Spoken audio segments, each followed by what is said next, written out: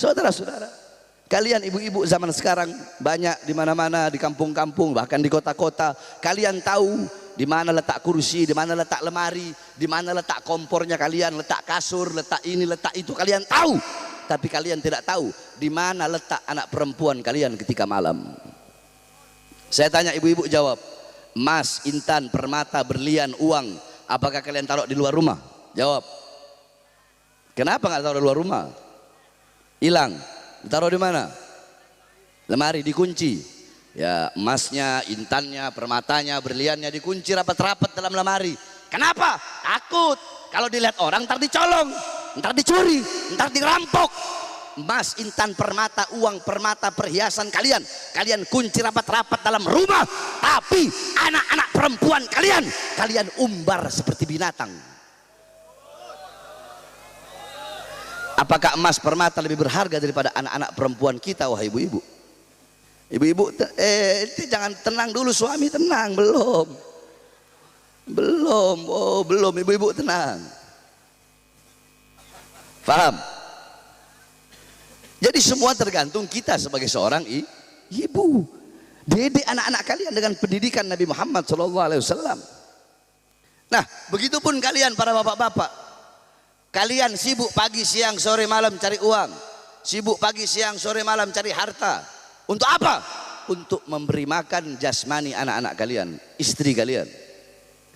Saudara-saudara, jikalau kewajiban kita sebagai suami terhadap istri, bapak, ayah terhadap anak cuma ngasih makan jasmani doang, cuma ngasih nafkah lahiriah nih, nih nafkah lahiriah, nafkah batiniyah, nih nafkah lahir, nih buat makan, nih buat ini. Kalau kewajiban kita cuma itu, apa bedanya dengan binatang? Kalian belum bangun, binatang udah bangun duluan cari makan buat anak istri mereka.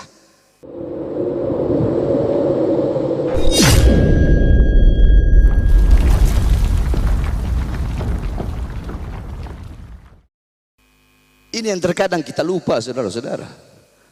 Begitu luar biasanya Allah jadikan kita sebagai umat Nabi Muhammad. Umat yang luar biasa kasih sayang yang Allah berikan kepada kita.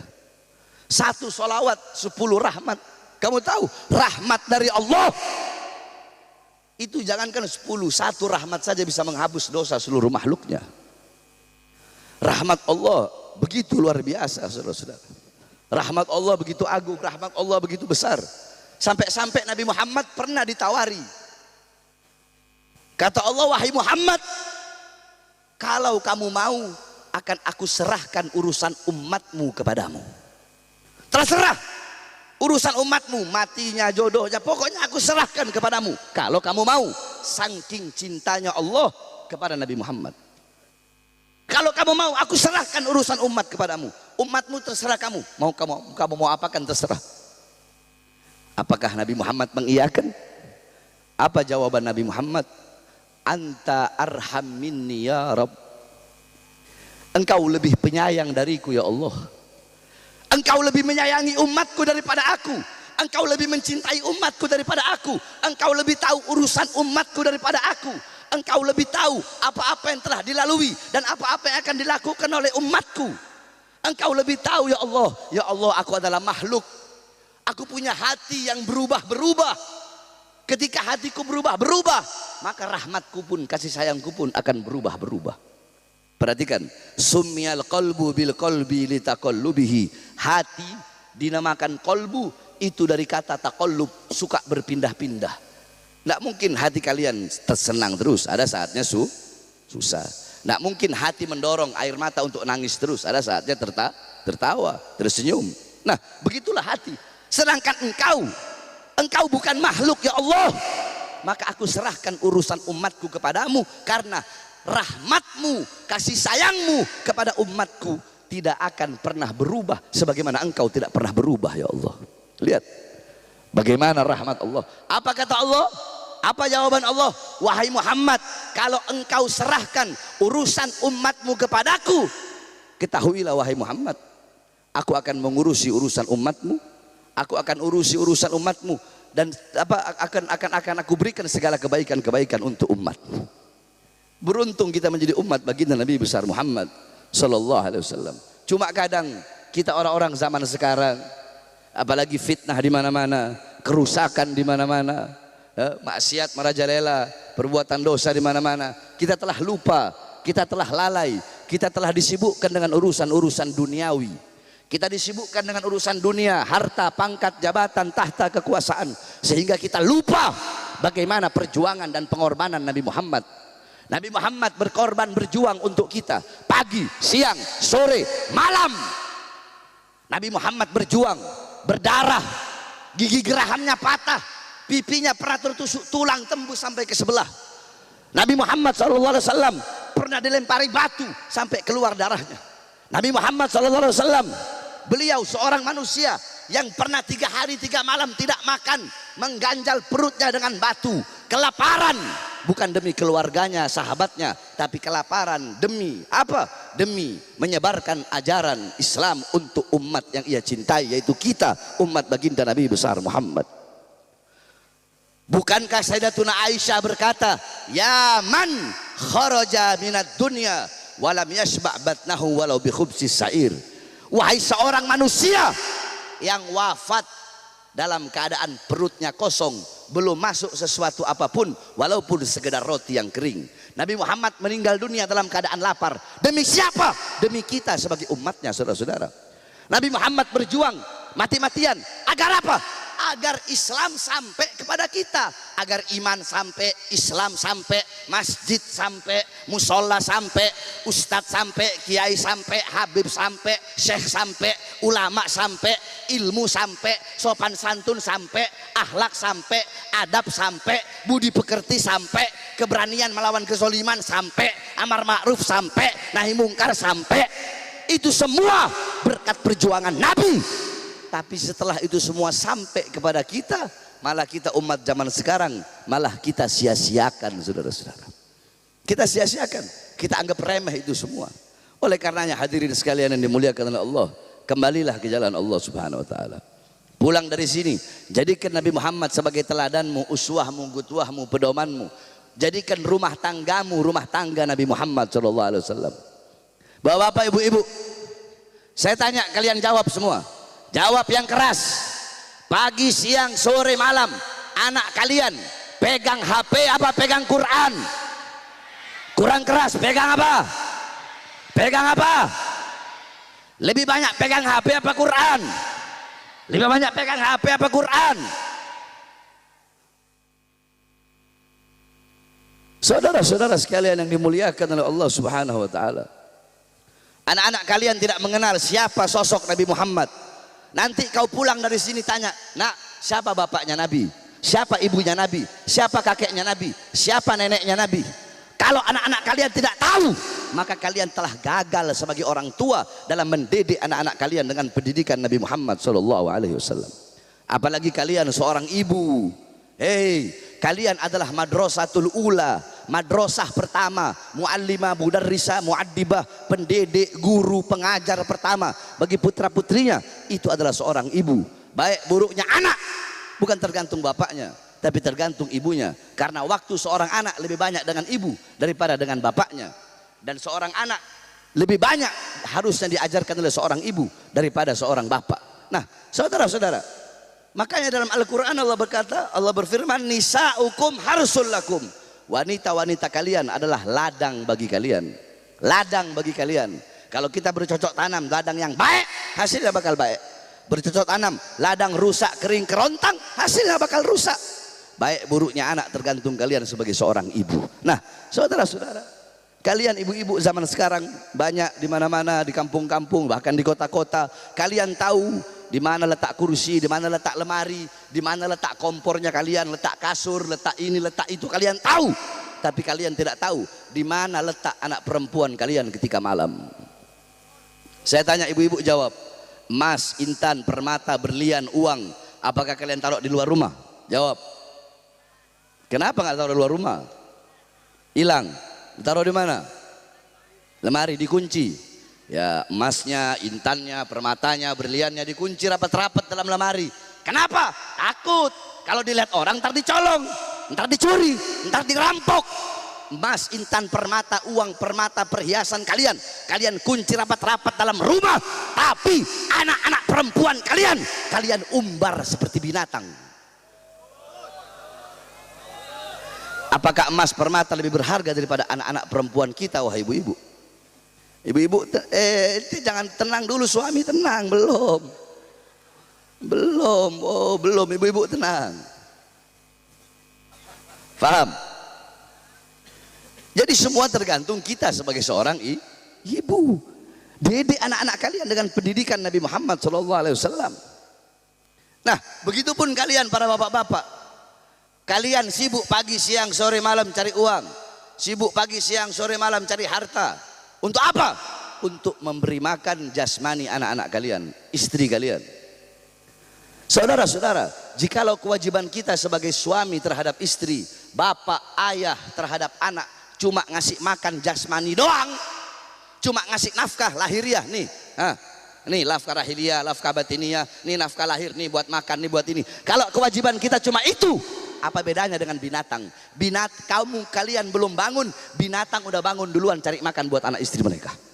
Saudara-saudara, kalian ibu-ibu zaman sekarang banyak di mana-mana, di kampung-kampung, bahkan di kota-kota. Kalian tahu di mana letak kursi, di mana letak lemari, di mana letak kompornya kalian, letak kasur, letak ini, letak itu, kalian tahu. Tapi kalian tidak tahu di mana letak anak perempuan kalian ketika malam. Saya tanya, ibu-ibu jawab. Emas, intan, permata, berlian, uang, apakah kalian taruh di luar rumah? Jawab. Kenapa nggak taruh di luar rumah? Hilang. Taruh di mana? Lemari, dikunci. Ya, emasnya, intannya, permatanya, berliannya dikunci rapat-rapat dalam lemari.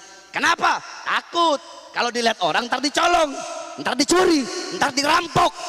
Emas, intan, permata, uang, permata, perhiasan kalian kunci rapat-rapat dalam rumah, tapi anak-anak perempuan kalian umbar seperti binatang. Apakah emas permata lebih berharga daripada anak-anak perempuan kita, wahai ibu-ibu? Ibu-ibu, jangan, tenang dulu, suami tenang, belum, ibu-ibu tenang.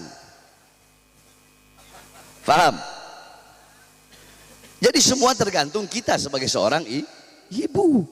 Didik anak-anak kalian dengan pendidikan Nabi Muhammad SAW. Nah, begitupun kalian para bapak-bapak. Kalian sibuk pagi, siang, sore, malam cari uang. Sibuk pagi, siang, sore, malam cari harta. Untuk apa? Untuk memberi makan jasmani anak-anak kalian, istri kalian. Saudara-saudara, jikalau kewajiban kita sebagai suami terhadap istri, bapak, ayah terhadap anak cuma ngasih makan jasmani doang, cuma ngasih nafkah lahiriah nih, nih nafkah lahiriah, nafkah batiniah, nih nafkah lahir, nih buat makan, nih buat ini. Kalau kewajiban kita cuma itu, apa bedanya dengan binatang?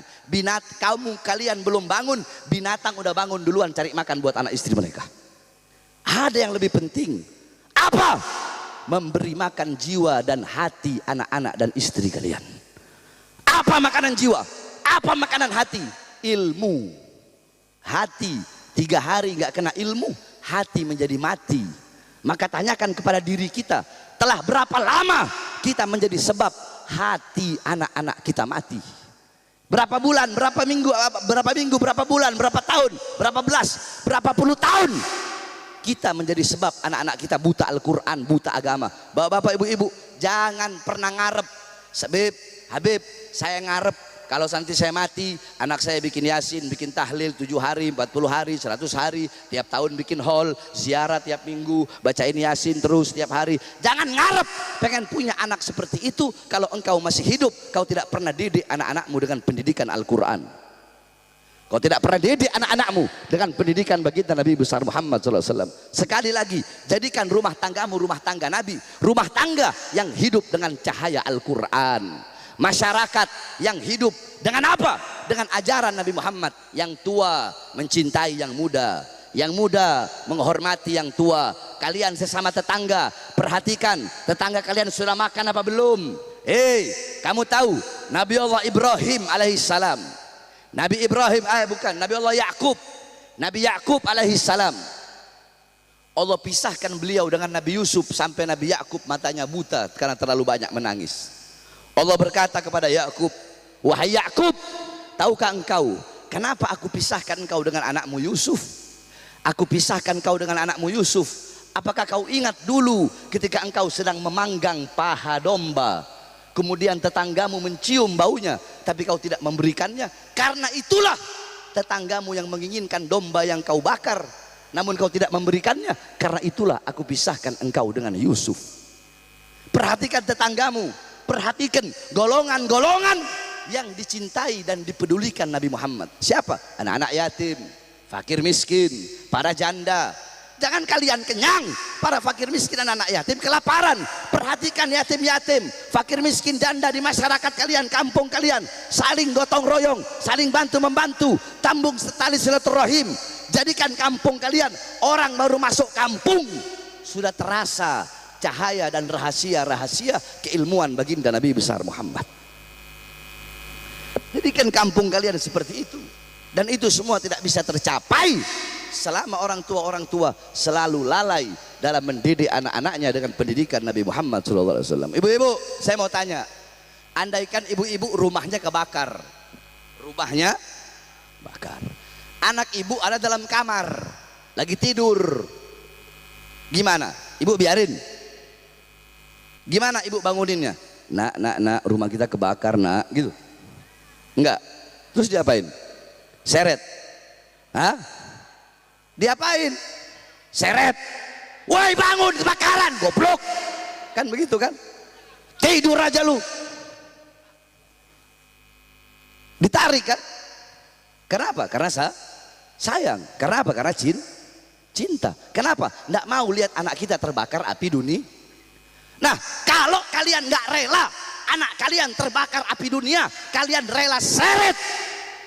Kenapa kalian rela nggak seret anak kalian ke masjid untuk menyelamatkannya dari api nerakanya Allah Subhanahu wa taala?